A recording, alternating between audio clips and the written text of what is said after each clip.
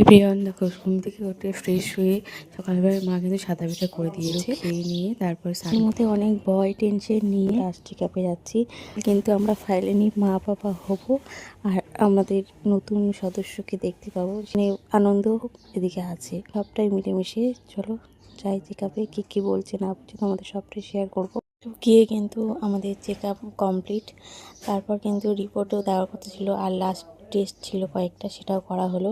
তো তার ফাঁকে খেয়ে নিচ্ছি বিরিয়ানি, কিন্তু সব রিপোর্টই ঠিকঠাক আছে। তো বাদে কাল আমার ডেলিভারির ডেট, তো তাই জন্য একসাথে অনেকটা টাইম কাটাচ্ছি আমি, সিম্বা আর আমার বর মিলে। অনেকটাই ভয় করছিল, তো সেটা একটু কম মনে হচ্ছিল। সবাই এই যুদ্ধটা জয় করছে, তো আমি কেন পারবো না? মনকে সান্ত্বনা দিচ্ছিলাম আর কি। ভাগ্যের কি খেলা দেখো, সিম্বার সাথে যে এটাই আমাদের লাস্ট কাটানো একসাথে সময়। সিম্বার সাথে কি হয়েছে অবশ্যই তোমাদেরকে শেয়ার করবো। চলো টাটা।